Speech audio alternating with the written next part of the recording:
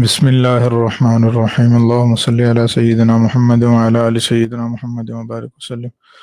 صفحہ نمبر 155 ہے۔ یہ تقدیر کا بیان چل رہا ہے اور اس میں عنوان ہے بے عملی کے لیے تقدیر کا عذر تراشنا صحیح نہیں۔ یعنی بندہ عمل میں اگر کوتاہی ہو رہی ہے، کمی ہو رہی ہے، تو اس کے لیے یہ عذر بیان کرنا کہ میری تقدیر میں یوں ہے، یہ صحیح نہیں ہے۔ حضرت علی رضی اللہ تعالیٰ عنہ سے روایت ہے، ایک مرتبہ رسول اللہ صلی اللہ علیہ وسلم ان کے اور حضرت فاطمہ رضی اللہ تعالیٰ عنہا کے پاس رات کے وقت تشریف لائے اور فرمایا، کیا تم لوگ تہجد کی نماز نہیں پڑھتے؟ میں نے عرض کیا، یا رسول اللہ، ہماری جانیں اللہ تعالیٰ کے قبضہ قدرت میں ہیں، وہ جب ہمیں اٹھانا چاہے گا اٹھا دے گا۔ یہ جواب سن کر رسول اللہ صلی اللہ علیہ وسلم واپس ہو گئے اور میری بات کا کوئی جواب نہ دیا۔ جب آپ پشت پھیر کر تشریف لے جا رہے تھے تو میں سن رہا تھا کہ آپ اپنا دست مبارک اپنی ران پر مار کر یہ آیت پڑھتے ہوئے جا رہے تھے، وَكَانَ الْإِنسَانُ أَكْثَرَ شَيْءٍ جَدَلًا، یعنی انسان بہت جھگڑالو واقع ہوا ہے کہ اپنا الزام بھی دوسرے کے سر ڈالتا ہے۔ اب دیکھو کہ تدبیر کرنا تقدیر کے منافی نہیں، اور تقدیر میں تدبیر بھی شامل ہے، اور تدبیر کے لیے آدمی کا ارادہ اور عزم کرنا اور اس کا اپنی قوت کو فعل و تدبیر کی طرف متوجہ کرنا ضروری ہے، لیکن ان سب باتوں کو نظر انداز کرنا اور یہ کہنا کہ تقدیر میں ہوتا تو اللہ تعالی ہم سے یہ عمل اور تدبیر کروا لیتے، جھگڑے والی بات ہے۔ یعنی اس موقع پر یہ جواب دینا مناسب نہیں تھا۔ جواب تو یہ ہونا چاہیے کہ اللہ کے رسول اٹھیں گے، کوشش کریں گے، یا کم ہمتی ہے، لیکن یہ کہنا کہ جی اللہ نے قسمت میں جو رکھا تھا ویسے اب جانے اللہ کے قبضے میں ہوتی ہیں، نہیں اللہ تعالیٰ اٹھاتے تو ہم نہیں اٹھتے، تو اس کو حضور نے ناپسند سمجھا۔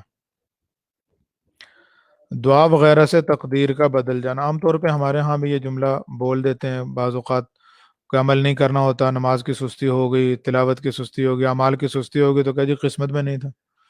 ہم جماعت میں گشت کر رہے تھے تو ایک ساتھی سے میں نے کہا، عمومی گشت میں، تو انہوں نے تھوڑا سا مذاق سے انداز میں کہا، جی قسمت میں ہوگا، اللہ بلائیں گے تو آ جائیں گے۔ تو عموماً یہ ہوتا ہے۔ ان سے تو میں نے یہ عرض کیا، ویسے باتیں ان سے کچھ کی، میں نے کہ جی آپ کرتے کیا ہیں؟ کہ ذمہ دارہ کرتا ہوں۔ کیا کاش کیا؟ گندم تھی سوا، کتنی ہوئی؟ اتنی ہوئی۔ تو اس میں پھر میں نے عرض کیا، میں نے کہا اس کے بارے میں بھی آپ نے یہ سوچا تھا کہ جتنی قسمت میں ہوگی گھر آ جائے گی؟ میں نہ پانی لگاؤں گا، نہ کھاد لگاؤں گا، نہ تھریشر لگاؤں گا، نہ اس کی صفائی کراؤں گا، نہ اٹھوا کے گھر لاؤں گا، جو قسمت میں ہوگا وہ تو آنا ہی تھا۔ پھر کہنے لگا جی میں آتا ہوں انشاءاللہ تعالیٰ بس۔ تو عمومی طور پہ ہم اپنی بات کو تقدیر پہ ڈال دیتے ہیں، حالانکہ ہم بھی سمجھ رہے ہوتے ہیں کہ ہم نے خود تدبیر چھوڑی ہے۔ دعا وغیرہ سے تقدیر کا بدل جانا، عن ثوبان رضی اللہ عنہ قال قال رسول اللہ صلی اللہ علیہ وسلم لا يرد القدر الا الدعاء ولا يزيد العمر الا البر وان رجل لا يحرم الرزق بالذنب يصيبه۔ حضرت ثوبان رضی اللہ تعالیٰ عنہ سے روایت ہے، رسول اللہ صلی اللہ علیہ وسلم نے فرمایا، تقدیر کو کوئی چیز نہیں پلٹ سکتی مگر صرف دعا، اور مقررہ عمر میں کوئی چیز اضافہ نہیں کر سکتی مگر نیکی، اور یقیناً آدمی گناہوں کی شامت سے کبھی رزق سے بھی محروم ہو جاتا ہے۔ فائدہ: تقدیر، عمر اور رزق ناقابل تبدیل ہونے میں ضرب المثل ہیں، اور غور کیا جائے تو یہاں ایک ہی چیز ہے، یعنی تقدیر، کیونکہ عمر اور رزق تو تقدیر کا حصہ ہیں۔ جب تقدیر کے باوجود اسباب اور تدابیر کو اختیار کرنے کا حکم ہے تو اب چند ایسی محتم بشان تدابیر کا ذکر فرمایا کہ جن کے ساتھ تقدیر تک کو معلق کیا گیا ہے کہ اگر اس تدبیر کو اختیار کریں گے تو یوں ہوگا، اور اگر اختیار نہ کریں گے تو یوں ہوگا۔ تدبیر کے درجے میں اس تقدیر کو معلق تقدیر کہتے ہیں۔ رہا یہ کہ انجام کار بندہ کیا اختیار کرے گا اور کیا واقعہ ہوگا اور کیا وہ اس رہنمائی سے فائدہ اٹھائے گا یا نہیں، اللہ تعالیٰ کو اس کا بھی علم ہے، اور وہ بھی اس کی جانب سے طے شدہ ہے، اور یہ وہ درجہ ہے جس کو اٹل تقدیر کہتے ہیں۔ یعنی یہ جو کہا گیا نا حدیث کے اندر کہ دعا سے تقدیر ٹلتی ہے، اور گناہ کی وجہ سے بعض اوقات رزق سے بندہ محروم ہو جاتا ہے، اور نیکی کی وجہ سے عمر میں اضافہ ہوتا ہے، تو اصل تو اس کا مطلب یہ ہوتا ہے کہ اللہ تعالیٰ نے یہ طے کیا ہے کہ اگر یہ نیکی کرے گا تو اس کی عمر میں اضافہ ہوگا، اگر یہ دعا کرے گا تو اس کا یہ مسئلہ حل ہو جائے گا. اگر یہ گناہ کرے گا تو اس کو یہ رزق سے محروم کر دیا جائے گا. لیکن اللہ کے علم میں یہ بھی ہے کہ اس نے یہ نیکی کرنی ہے یا نہیں کرنی، یہ گناہ کرنا ہے یا نہیں کرنا. تو چونکہ وہ گناہ اور وہ نیکی اس نعمت ملنے کی یا نعمت سے محروم ہونے کا سبب بن رہا ہوتا ہے، تو اس لیے نسبت سبب کی طرف کر دیں. جیسے ہم بھی کہتے ہیں نا، موسم بہار نے تو ہوا چلی تو ٹھنڈ ہو گئی، تو ٹھنڈ تو اللہ کے حکم سے ہوئی، لیکن ہوا جو ہے وہ سبب ہے، تو سبب کی طرف نسبت کر دیتے ہیں. پیاس لگ رہی تھی، میں نے پانی پیا، پیاس ختم ہو گئی. پیاس اللہ کے حکم سے ختم ہوئی، لیکن پانی سبب تھا. تو ایسے ہی یہاں پہ دعا سبب بنی مصیبت کے ٹلنے سے. اللہ کے علم میں تھا پہلے سے کہ یہ دعا کرے گا اور اس کی یہ مصیبت ٹل جائے گی، تو ہم نے دعا کر لی، مصیبت ٹل گئی، تو اس کی نسبت دعا کی طرف کر دی گئی. عقیدہ تقدیر کے فوائد، یعنی یہ جو عقیدہ تقدیر اللہ نے بتا بھی دیا ہے، تو اس کا فائدہ کیا ہوا؟ نمبر ایک، اللہ تعالیٰ کی رضامندی حاصل ہونا. عن انس رضی اللہ تعالی عنہ قال قال رسول اللہ صلی اللہ علیہ وسلم ان عظم الجزاء مع عظم البلاء وان اللہ اذا احب قوما ابتلاهم فمن رضی فلہ الرضا ومن سخط فلہ السخط. حضرت انس رضی اللہ تعالیٰ عنہ سے روایت ہے، رسول اللہ صلی اللہ علیہ وسلم نے فرمایا، جتنی آزمائش سخت ہوتی ہے، اس کا بدلہ بھی اتنا ہی بڑا ملتا ہے. اور اللہ تعالیٰ کی عادت یہ ہے کہ جب وہ کسی قوم سے محبت کرتا ہے تو اس کو ضرور آزمائش میں ڈالتا ہے. پھر جو اس پر راضی ہو گیا، اللہ تعالیٰ بھی اس سے راضی ہو جاتا ہے، اور جو ناراض ہوا، اللہ بھی اس سے ناراض ہو جاتا ہے. نمبر دو، ذہنی پریشانی سے بچاؤ اور سہارا.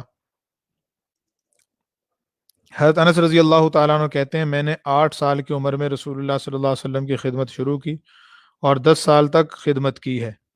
اس عرصہ میں جب کبھی میرے ہاتھ سے کوئی نقصان ہو گیا تو آپ نے مجھے اس پر کبھی ملامت نہیں فرمائی، اور اگر آپ کے گھر والوں میں سے کبھی کسی نے کچھ کہا بھی تو آپ نے فرما دیا، رہنے دو، کچھ نہ کہو. اگر مقدر یوں ہوتا، یعنی نقصان نہ ہونا مقدر ہوتا، تو یوں ہی ہو جاتا. یعنی وہ خدمت انہوں نے 10 سال خدمت کی ہے، اور 10 سال کے زمانے میں وہ فرماتے ہیں کہ حضور نے کبھی مجھے، دوسری حدیث کے اندر یہ بھی ہے کہ کبھی مجھے حضور نے یہ نہیں فرمایا کہ یہ کیوں کیا، اور کبھی یہ نہیں فرمایا کہ یہ کیوں نہیں کیا. تو یہاں پہ اس حدیث کے اندر یہ کہا گیا کہ حضور یعنی مسلمان کے لیے گویا ایک تسلی کا سہارا ہے. کوئی نقصان ہو گیا تو میں اکثر یہ بات ایک عرض کرتا رہتا ہوں کہ نقصان تو ہوتا ہی ہے. جس کا تقدیر پر ایمان ہے اس کا بھی نقصان ہوتا ہے، جس کا نہیں ہے اس کا بھی نقصان ہوتا ہے. جس کا تقدیر پر ایمان ہے اس کے پاس سہارا موجود ہے، اور جس کا تقدیر پر ایمان نہیں ہے اس کے پاس، بیچارے کے پاس کوئی سہارا نہیں ہے. اب جس کا تقدیر پر ایمان ہے وہ کہے گا اللہ کی طرف سے تھی، نقصان ہو گیا، لیکن میں اس پہ صبر کرتا ہوں، انشاءاللہ اس کا بدلہ مجھے آخرت میں ملے گا. تو آخرت کے بدلے کی بھی امید، اور اللہ دیں گے بھی انشاءاللہ تعالی، اور دنیا میں سہارا اور تسلی بھی ہو جاتی ہے. اور جس کا تقدیر پر ایمان نہیں ہے اس بیچارے کے پاس کوئی سہارا نہیں ہے، وہ زندگی میں کئی دفعہ مرتا ہے. اس لیے وہ کئی واقعات ایسے آتے رہتے ہیں، کاروبار میں نقصان ہوا، بندہ مر گیا، اٹیک ہوا ایک دم مر گیا. کوئی حادثہ ہو گیا، گھر میں کوئی بڑا نقصان ہو گیا، تو اس کی وجہ سے بندہ جو ہے پاگل ہوگا. وہ ایک ساتھی سنا رہے تھے، ہم جماعت میں گئے تو وہاں ایک صاحب نے دعوت کی، بہت بڑی دعوت تھی اس کی، کئی بڑے جانور اس نے ذبح کیے، دیگیں پک رہی تھیں. پتہ چلا کہ 6 بیٹیوں کے بعد اللہ نے ایک بیٹا دیا، تو اس بیٹے کی خوشی میں اس نے یہ دعوت کی تھی. لیکن اسی موقع پر جو سب سے چھوٹی بیٹی تھی، اس بیٹے سے بڑی بیٹی تھی، اس نے جانور ذبح ہوتے دیکھے تو وہ چھری لے کے گھر آئی اور اس نے اسی بیٹے کو ذبح کر دیا. وہ تو بچی تھی، باپ کو پتہ چلا، باپ کا ایسا دماغ پھرا، اس نے وہ بچی کو اٹھا کے دیوار سے مارا، وہ بچی بھی مر گئی، بچہ بھی مر گیا، خود باپ پاگل ہو گیا. اب کیا تھا کہ تقدیر کی طرف توجہ نہیں تھی، آخرت کی طرف توجہ نہیں تھی. نقصان بہت بڑا نقصان ہے، کوئی چھوٹا نہیں ہے، لیکن اس نقصان پہ اگر اس کا اس طرف توجہ ہوتی تو اس کے پاس سہارا موجود ہوتا اور بڑے نقصان سے بچ جاتا. لیکن اس طرف توجہ نہیں تھی، چھوٹا ایک نقصان ہوا، اس پر نقصان پر اوپر اور نقصان کر گیا وہ. حضرت عبداللہ بن عباس رضی اللہ تعالیٰ عنہ کہتے ہیں کہ ایک دن میں سواری پر رسول اللہ صلی اللہ علیہ وسلم کے پیچھے تھا. آپ نے فرمایا، اللہ کو یاد رکھا کرو، وہ تمہارا نگہبان رہے گا. اللہ کو یاد رکھو تو اس کو اس طرح پاؤ گے جیسے وہ تمہارے سامنے موجود ہے. جب مانگنا ہو تو خدا تعالیٰ ہی سے مانگنا، اور جب طلب کرنا ہو تو بس اسی سے طلب کرو، اور اس کا یقین رکھنا کہ اگر سارے لوگ مل کر بھی تم کو کچھ نفع پہنچانا چاہیں تو بس اتنا ہی پہنچا سکتے ہیں جتنا کہ اللہ تمہاری تقدیر میں پہلے سے لکھ چکا ہے، اور اگر سب مل کر نقصان پہنچانا چاہیں تو کوئی نقصان نہیں پہنچا سکتے، مگر بس اتنا ہی جتنا کہ اللہ تعالیٰ تمہاری تقدیر میں پہلے لکھ چکا ہے۔ تقدیر کا قلم سب کچھ لکھا کر کاغذ سے اٹھا لیا گیا ہے، اور تقدیر کے کاغذات کی سیاہی خشک ہو چکی ہے، اب کوئی جدید لکھت پڑھت کا موقع ہی باقی نہیں۔ وہ مفتی حسن صاحب ایک واقعہ سناتے ہیں نا کہ ایک میواتی بابا جی، اس کے فصل تھی گندم کی یا چاول کی، تو اس پہ بہت تیز زور کی بارش ہوئی اور اولے پڑے، اور وہ فصل ساری تباہ ہو گئی۔ تو وہ باہر بارش پوری شروع کی، جب باہر فصل کو دیکھنے کے لیے گیا تو گندم کی فصل کو دیکھا ساری تباہ ہوئی پڑی ہے، تو اس کا تو سارا سال کا انحصار ہی اسی پہ تھا۔ تو اپنی میواتی میں کہنے لگا، جس کا مفہوم یہ بنتا ہے کہ اللہ جو کچھ تو نے کیا صحیح کیا، روزی تو نہیں دینی ہے۔ یہ ہے تسلی کی چیز، ورنہ نقصان تو اب ہو ہی گیا۔ اب اگر اس کا ایمان اس درجے کا نہ ہوتا تو بیچارہ پتہ نہیں کتنا پریشان رہتا۔ تو مومن کے پاس تسلی ہی تسلی الحمدللہ، اور آخرت بھی سنورتی ہے۔ سیدنا ابو ہریرہ رضی اللہ تعالیٰ عنہ کہتے ہیں رسول اللہ صلی اللہ علیہ وسلم نے فرمایا، حضرت آدم اور حضرت موسیٰ علیہ السلام کے درمیان اپنے رب کے سامنے گفتگو ہو گئی۔ اس میں حضرت آدم علیہ السلام حضرت موسیٰ علیہ السلام پر غالب آئے۔ حضرت موسیٰ علیہ السلام نے اس خیال سے کہ حضرت آدم علیہ السلام نے ہم کو اس دار التکلیف میں رہنے کی مصیبت میں کیوں ڈال دیا، عرض کی کہ آپ وہی آدم تو ہیں جن کو اللہ نے اپنے ہاتھوں سے پیدا کیا، پھر آپ میں اپنی خاص روح پھونکی اور آپ کو فرشتوں سے سجدہ کرایا اور آپ کو اپنی جنت میں بسایا، پھر آپ نے یہ کیا کیا کہ اپنی ایک خطا کی وجہ سے اگرچہ وہ اجتہادی ہو لوگوں کو زمین پر اتروا دیا۔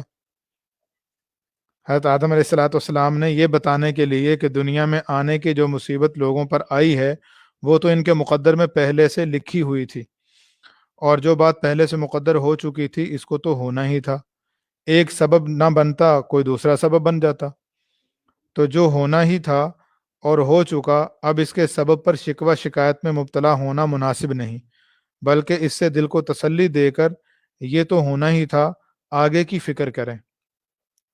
تو حضرت آدم علیہ السلام نے یہ فرمایا، تم بھی تو وہی موسیٰ ہو جن کو اللہ تعالیٰ نے اپنی رسالت اور ہم کلامی کے لیے منتخب کیا، اور تمہیں تورات کی تختیاں عطا کیں جن میں ہر بات کا بیان موجود ہے، اور تم کو سرگوشی کے لیے قریب کیا، تو تم نے کیا پایا کہ اللہ تعالیٰ نے میری پیدائش سے کتنے عرصہ پہلے تورات لکھ دی تھی؟ موسیٰ علیہ السلام نے جواب دیا کہ 40 سال پہلے۔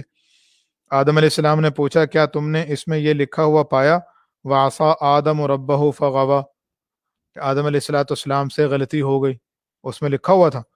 انہوں نے عرض کیا کہ جی ہاں۔ تو آدم علیہ السلام نے فرمایا، پھر کیا تم مجھے ایسا کام کرنے پر ملامت کرتے ہو جس کا کرنا اللہ تعالیٰ نے میری قسمت میں میری پیدائش سے 40 سال پہلے لکھ دیا تھا؟ رسول اللہ صلی اللہ علیہ وسلم نے فرمایا، اس طرح سے آدم علیہ السلام موسیٰ علیہ السلام پر غالب آئے۔ تو یہ اصل میں دیکھیں یہاں پہ دو حدیثیں ہمارے سامنے آ گئیں۔ ایک تو یہ جو حضرت آدم علیہ السلام نے حضرت موسیٰ علیہ السلام کو کہا، موسیٰ علیہ السلام نے کہا کہ آپ نے یہ کیا کیا، آپ کو اللہ نے جنت میں رکھا تھا، آپ نے وہاں سے ہمیں دنیا پہ لے آئے۔ آدم علیہ السلام نے ان سے کہا کہ میری تقدیر میں لکھا تھا۔ اور ایک پہلی حدیث ہم نے پڑھی کہ حضرت علی رضی اللہ تعالیٰ عنہ سے حضور نے فرمایا کہ ابھی تہجد کے لیے کیوں نہیں اٹھتے، حضرت علی اور حضرت فاطمہ سے رضی اللہ عنہما۔ انہوں نے عرض کیا کہ جی ہماری روحیں تو اللہ کے قبضے میں ہوتی ہیں، اللہ جب چاہتے ہیں اٹھا دیتے ہیں، تو حضور نے فرمایا کہ بھی یہ بات نہیں کرنی چاہیے تھی۔ اب دو باتیں، ایک جگہ پہ تقدیر کے سہارے سے منع کیا، دوسری جگہ تقدیر کے سہارے کو بیان کیا۔ فرق کیا ہے؟ فرق یہ ہے کہ وہاں عمل کرنے کا وقت ہے اور عمل سے رکنے کے لیے تقدیر کا سہارا ہے، اس سے منع کیا کہ بھی تم ہمت اور تدبیر تو کرو، اور یہاں یہ ہے کہ ایک کام ہو چکا اور اس سے توبہ بھی کر چکے اور اللہ معاف بھی کر چکے، اس کے بعد پھر اسی غلطی کی طرف توجہ دلانا یا اس پہ ملامت کرنا، تو اس سے روکنے کے لیے کہا تھا کہ بھئی یہ جو ہونا تھا وہ تو ہو گیا، اب اس کو چھوڑیں، اب اگلا کام جو کرنے کا ہے وہ کریں۔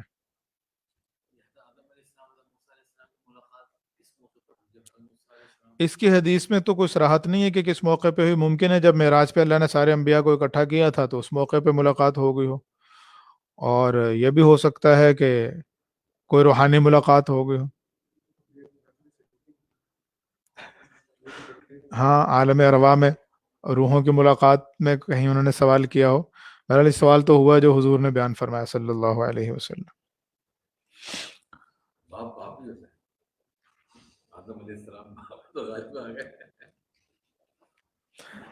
اچھا جی، یہ اللہ تعالیٰ کی ذات، صفات، تقدیر وغیرہ کا بیان مکمل ہو گیا. چھٹا باب ہے فرشتوں کے متعلق. تو ایمانیات یہ ابھی چل رہی ہیں. ایمان مفصل کے اندر تقدیر پر ایمان کے ساتھ ساتھ فرشتوں پر ایمان لانا بھی ضروری ہے. تو فرشتوں کا جو بیان احادیث میں ہے، چند احادیث ان کے بارے میں بیان فرمائیں. فرشتے نور سے پیدا ہوئے. عن عائشہ رضی اللہ تعالی عنہا عن رسول اللہ صلی اللہ علیہ وسلم قال خلقت الملائکۃ من نور وخلق الجان من مارج من نار. حضرت عائشہ رضی اللہ تعالی عنہ نقل کرتی ہیں رسول اللہ صلی اللہ علیہ وسلم نے فرمایا فرشتے نور سے پیدا کیے گئے اور جن ابتدا میں آگ کے شعلہ سے پیدا کیے گئے. یعنی ابتدائی مادہ جو ہے جنات کا وہ آگ ہے، انسانوں کا غالب مادہ مٹی ہے، اور فرشتوں کا غالب مادہ نور ہے. فرشتے لا تعداد ہیں. نور بھی اللہ کی مخلوق ہے، جیسے مٹی اللہ کی مخلوق ہے، آگ اللہ کی مخلوق ہے، ایسے نور اور روشنی وہ بھی اللہ ہی کی مخلوق ہے. اب اس سے کس طریقے سے پیدا کیا، کیا تفصیل ہے، تو اللہ بہتر جانتے ہیں.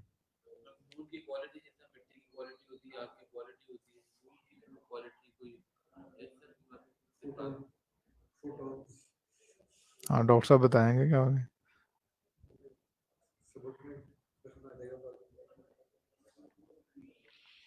فرشتے لا تعداد ہیں. عن ابی ذر رضی اللہ تعالی عنہ قال قال رسول اللہ صلی اللہ علیہ وسلم انی ارى ما لا ترون واسمع ما لا تسمعون اطت السماء وحق لها ان تئت ما فيها موضع اربع اصابع الا وملك واضع جبهته لله ساجدا. حضرت ابو ذر رضی اللہ تعالیٰ عنہ کہتے ہیں رسول اللہ صلی اللہ علیہ وسلم نے فرمایا بلا شبہ میں وہ کچھ دیکھتا ہوں جو تم نہیں دیکھتے ہو، اور میں وہ کچھ سنتا ہوں جو تم نہیں سنتے ہو. آسمان چرچراتا ہے اور اس کے لائق یہی ہے کہ وہ چرچرائے. آسمان پر 4 انگلیوں کے برابر بھی کوئی جگہ ایسی نہیں ہے جہاں کوئی فرشتہ اللہ تعالیٰ کے لیے اپنی پیشانی کو ٹکائے ہوئے سجدہ نہ کر رہا ہو یا قیام یا رکوع میں نہ ہو. یعنی ایک پیشانی کی ایک 4 انگلیوں کے بقدر، یہ ویسے محاورے کے طور پہ بول دیا جاتا ہے نا، یعنی چپے چپے پہ عبادت کی. تو مطلب یہ ہے کہ ہر جگہ کوئی جگہ خالی نہیں ہے. یہ مراد نہیں کہ واقعتاً ہر 4 انگلیوں پہ کوئی سجدہ کر رہا ہے. عن انس رضی اللہ تعالی عنہ ان رسول اللہ صلی اللہ علیہ وسلم قال فی السماء السابعۃ فاذا انا بابراہیم مسندا ظهره الى البيت المعمور واذا هو يدخله كل يوم 70,000 ملک لا يعودون الیہ. حضرت انس رضی اللہ تعالیٰ عنہ سے روایت ہے رسول اللہ صلی اللہ علیہ وسلم نے فرمایا معراج کے موقع پر جب میں 7ویں آسمان پر پہنچا تو میرے سامنے ابراہیم علیہ السلام تھے جو اپنی پشت بیت معمور کے ساتھ لگائے بیٹھے تھے. اس بیت معمور میں ہر روز 70,000 یعنی بڑی کثیر تعداد میں فرشتے داخل ہوتے ہیں اور پھر دوبارہ کبھی ان کی باری نہیں آتی. تو فرشتے لامحدود ہیں، بہت زیادہ ہیں. مختلف فرشتے مختلف کاموں پہ ہیں. جہنم کے داروغہ مالک.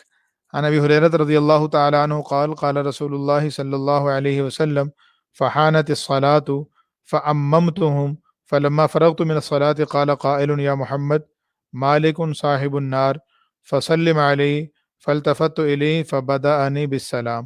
حضرت ابو ہریرہ رضی اللہ تعالیٰ عنہ کہتے ہیں رسول اللہ صلی اللہ علیہ وسلم نے فرمایا معراج کے موقع پر بیت المقدس میں اس موقع کی کسی طے شدہ نماز کا وقت ہوا تو میں نے موجود سب انبیاء کی امامت کرائی. جب میں نماز سے فارغ ہوا تو ایک کہنے والے نے کہا اے محمد یہ جہنم کے داروغہ مالک ہیں، تو آپ ان کو سلام کیجئے.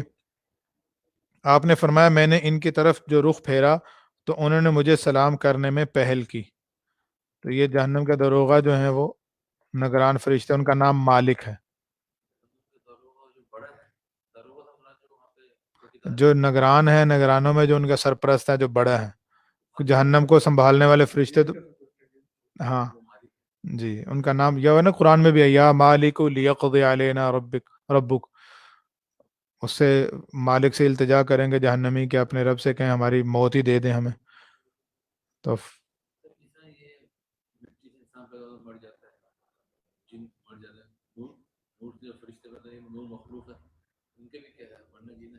بالکل ہے، ان میں بھی اللہ نے روح رکھی ہے نا، تو ان کو بھی، ہاں ان کو بھی اللہ موت دیں گے. نہیں ابھی تو نہیں، اللہ نے جو پیدا کر دی ہے یا کسی موقع پہ پیدا کرتے ہیں تو وہ ہیں. ان میں تناسل نہیں ہے نا، نسل نہیں ہے کہ ایک پیدا ہوتا ہے، اور وہ تو اللہ تعالیٰ خود پیدا کرتے ہیں علیحدہ سے، ہر ایک کو علیحدہ سے پیدا کیا. جی.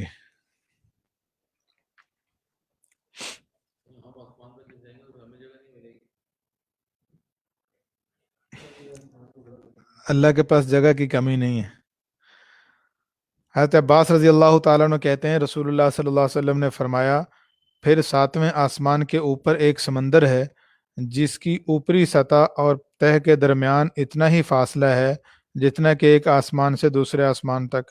پھر اس کے اوپر 8 فرشتے پہاڑی بکرے کی شکل کے ہیں، ان کے پاؤں اور ان کی پشت کے درمیان کا بھی اتنا ہی فاصلہ ہے جتنا کہ ایک آسمان سے دوسرے آسمان کے درمیان کا ہے. پھر ان فرشتوں کی پشت پر عرش الہی ہے.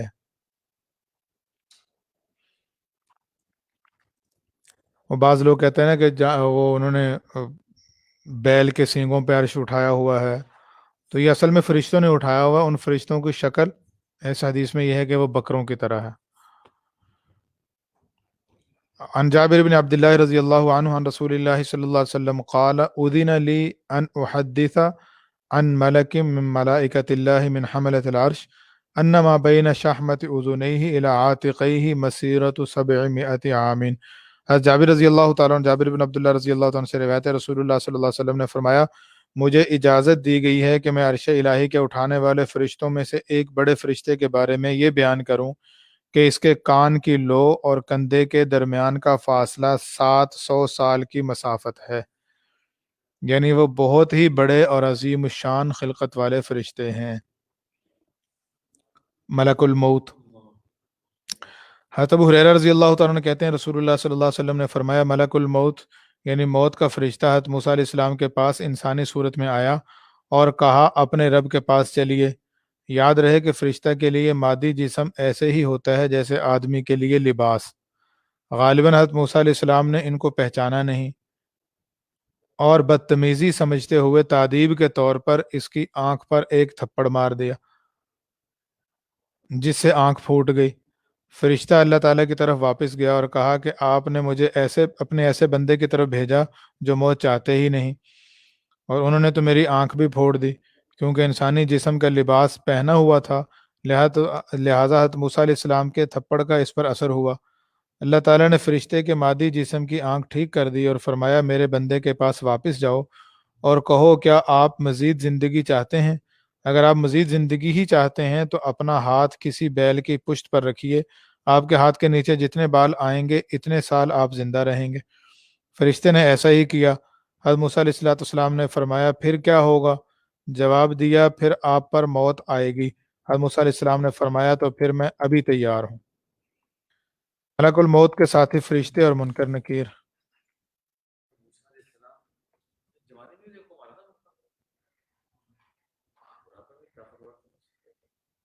تو نبی طاقتور ہی رہتے ہیں.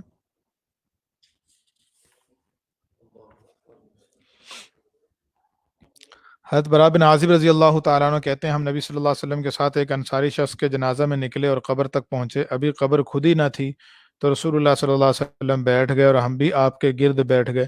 آپ نے فرمایا، مومن بندے کی جب دنیا سے روانگی اور آخرت کی طرف جانے کا وقت آتا ہے تو اس کی طرف آسمان سے فرشتے اترتے ہیں جن کے چہرے سورج کی طرح روشن ہوتے ہیں. ان کے پاس جنت کا کفن اور جنت کی خوشبو ہوتی ہے اور وہ مومن بندے کی حد نگاہ تک بیٹھ جاتے ہیں. پھر ملک الموت علیہ السلام یا ان کے کوئی معاون فرشتے آتے ہیں اور بندے کے سراہنے بیٹھ جاتے ہیں اور کہتے ہیں کہ اے پاکیزہ روح، اللہ کی مغفرت اور رضامندی کی طرف نکل. تو وہ روح ایسی سہولت سے نکلتی ہے جیسا کسی مشکیزے سے قطرہ سہولت سے بہہ جاتا ہے، اور ملک الموت اس روح کو لے لیتے ہیں. جو ہی وہ لیتے ہیں تو دوسرے فرشتے پلک جھپکنے کی بقدر بھی ان کے ہاتھوں میں نہیں چھوڑتے بلکہ فوراً ہی ان سے لے لیتے ہیں اور جنت سے لائے گئے کفن اور خوشبو میں اس روح کو لپیٹ دیتے ہیں اور اس روح کو لے کر اوپر چڑھتے ہیں۔ جن فرشتوں کے پاس سے بھی گزرتے ہیں وہ پوچھتے ہیں یہ پاکیزہ روح کس کی ہے؟ یہ جواب دیتے ہیں کہ فلاں بن فلاں کی ہے، اور دنیا میں جو اس کا سب سے اچھا نام لیا جاتا تھا وہ لیتے ہیں۔ جب آسمان دنیا پر پہنچتے ہیں اور دروازہ کھلواتے ہیں تو دروازہ کھولا جاتا ہے تو ہر آسمان کے مقرر فرشتے اگلے آسمان تک ساتھ ساتھ چلتے ہیں، یہاں تک کہ ساتویں آسمان تک پہنچا دیا جاتا ہے۔ اللہ عز و جل فرماتے ہیں میرے بندے کا نام علیین یعنی نیک بندوں کے رجسٹر میں لکھ دو اور اس کو زمین کی طرف لوٹا دو، یعنی زمین میں اس کے جسم کے ساتھ اس کا تعلق قائم کر دو۔ پس اس کی روح اس کے جسم میں لوٹا دی جاتی ہے، یعنی جسم کے ساتھ اس کا تعلق قائم کر دیا جاتا ہے۔ پھر قبر میں میت کے پاس دو فرشتے منکر نکیر آتے ہیں جو اس کو بٹھاتے ہیں۔ یہ بٹھانا عالم برزخ میں ہوتا ہے، مادی اور حصی عالم میں نہیں بٹھایا جاتا، اور اس سے پوچھتے ہیں کہ تیرا رب کون ہے؟ وہ جواب دیتا ہے میرا رب اللہ ہے۔ وہ پوچھتے ہیں تیرا دین کیا ہے؟ وہ جواب دیتا ہے میرا دین اسلام ہے۔ وہ اسے پوچھتے ہیں یہ صاحب کون ہیں جو تم میں بھیجے گئے تھے؟ احمد اور طبرانی میں ہے قال من قال محمد، وہ شخص پوچھتا ہے کس کے بارے میں سوال کر رہے ہو؟ وہ کہتے ہیں محمد صلی اللہ علیہ وسلم کے بارے میں۔ وہ جواب دیتا ہے یہ اللہ کے رسول ہیں، یعنی ان سے پہلے سوال کیا جاتا ہے اس شخص کے بارے میں آپ کی کیا رائے ہے؟ وہ کہتے ہیں کس شخص کے بارے میں؟ کیا محمد صلی اللہ علیہ وسلم کے بارے میں؟ تو یہ کہتے ہیں کہ اللہ کے رسول ہیں۔ وہ پوچھتے ہیں تجھے کیسے علم ہوا؟ وہ جواب دیتا ہے میں نے اللہ کی کتاب پڑھی اور اس پر ایمان لایا اور اس کی تصدیق کی، اس کے ذریعے سے بلا واسطہ یا بالواسطہ مجھے علم ہوا۔ اس پر آسمان سے ایک منادی ندا کرتا ہے کہ میرے بندے نے سچ کہا، لہذا اس کے لیے جنت کا بستر بچھا دو اور اس کو جنت کا لباس پہنا دو اور اس کے لیے جنت کا ایک دروازہ کھول دو، تو جنت کی ہوائیں اور خوشبوئیں اس کے پاس آتی ہیں اور اس کے لیے اس کی قبر کشادہ کر دی جاتی ہے۔ اور کافر بندے کا جب دنیا سے منقطع ہونے اور آخرت کی طرف جانے کا وقت آتا ہے تو اس کی طرف آسمان سے سیاہ چہروں والے فرشتے اترتے ہیں، ان کے پاس ٹاٹ ہوتا ہے، وہ اس کی حد نگاہ تک بیٹھ جاتے ہیں۔ پھر ملک الموت آتے ہیں اور اس کے سرانے بیٹھ جاتے ہیں اور کہتے ہیں اے خبیث روح، اللہ کے غصے کی طرف نکل۔ وہ روح کافر کے جسم میں خوف زدہ ہو جاتی ہے اور بچنے کی کوشش کرتی ہے تو ملک الموت اس طرح کھینچتے ہیں جیسے سیخ کو گیلی روئی میں سے کھینچا جاتا ہے، تو وہ روئی اس کے ساتھ چپک جاتی ہے اور اس روح کو لے لیتے ہیں۔ جو ہی وہ لیتے ہیں تو دوسرے فرشتے ان کو ان کے ہاتھ میں پلک جھپکنے تک بھی نہیں چھوڑتے، ان سے لے لیتے ہیں اور اس کو ٹاٹ میں لپیٹ لیتے ہیں، اور روئے زمین پر کسی مردار سے جو سخت ترین بدبو نکلتی ہے اس طرح کی بدبو اس سے نکلتی ہے۔ فرشتے اس روح کو لے کر اوپر چڑھتے ہیں تو جن فرشتوں کے پاس سے گزرتے ہیں وہ کہتے ہیں پوچھتے ہیں یہ خبیث روح کس کی ہے؟ لے جانے والے فرشتے کہتے ہیں کہ یہ فلاں بن فلاں کی ہے، اور دنیا میں اس کے لیے جو سب سے برا نام لیا جاتا تھا اس کو ذکر کرتے ہیں۔ پھر وہ آسمان دنیا تک پہنچائی جاتی ہے اور اس کے لیے دروازہ کھلوایا جاتا ہے، لیکن دروازہ کھولا نہیں جاتا۔ اللہ تعالیٰ فرماتے ہیں اس کا نام سجین یعنی برے بندوں کے رجسٹر میں لکھ دو۔ پھر اس کی روح کو اس کے ٹھکانے کی طرف دھدکار دیا جاتا ہے اور اس کی روح کو اس کے جسم میں لوٹا دیا جاتا ہے، یعنی اس کے جسم کے ساتھ تعلق قائم کر دیا جاتا ہے، اور اس کے پاس دو فرشتے منکر نکیر آتے ہیں اور اس کو بٹھاتے ہیں اور اس سے پوچھتے ہیں کہ تیرا رب کون ہے؟ وہ جواب دیتا ہے ہائے ہائے میں نہیں جانتا۔ وہ اس سے پوچھتے ہیں تیرا دین کیا ہے؟ تو وہ جواب دیتا ہے ہائے ہائے میں نہیں جانتا۔ وہ پوچھتے ہیں یہ کون صاحب ہیں جو تم میں بھیجے گئے تھے؟ تو وہ جواب دیتا ہے ہائے ہائے میں نہیں جانتا۔ اس پر آسمان سے ایک منادی ندا کرتا ہے کہ اس نے جھوٹ بولا، لہذا اس کے لیے آگ کا بستر بچھا دو اور اس کے لیے جہنم کا ایک دروازہ کھول دو، تو اس کے پاس جہنم کی تپش اور لو آتی ہے اور اس پر اس کی قبر کو تنگ کر دیا جاتا ہے یہاں تک کہ اس کی پسلیاں ایک دوسرے میں گھس جاتی ہیں۔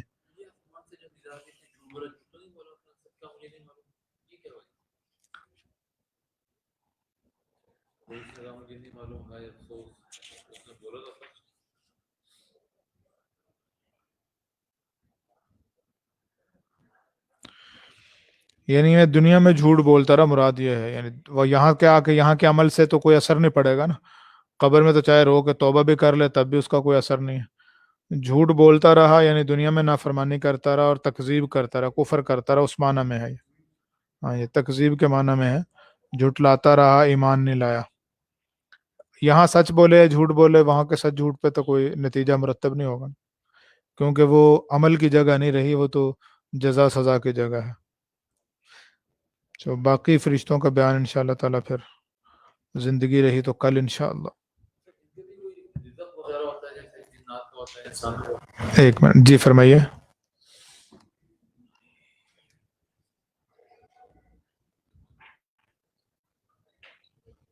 جی نہیں، اس کی تعین تو نہیں ہے، رفتار کا تعین تو نہیں ہے کسی روایت سے میں۔ یہ اصل میں نا کثرت اور بہت زیادہ زیادہ بیان کرنے کے لیے یہ لفظ بول دیا جاتا ہے، یعنی بہت زیادہ فاصلہ ہے، کوئی متعین طور پہ ضروری نہیں ہوتا کہ اتنا ہی ہو، مقصود یہ ہے کہ بہت بڑے حجم والے ہیں اور بہت بڑا فاصلہ ہے۔ ٹھیک، السلام علیکم ورحمۃ اللہ۔ ان کا رزق ان کا عمل ہی ہے، جس کام پہ اللہ نے ان کو لگا دیا، عبادت میں اللہ نے ان کو لگا دیا، وہی اس میں نہ کہ آگے وہ تو ذکر سے پیٹ بھر لیتے ہیں۔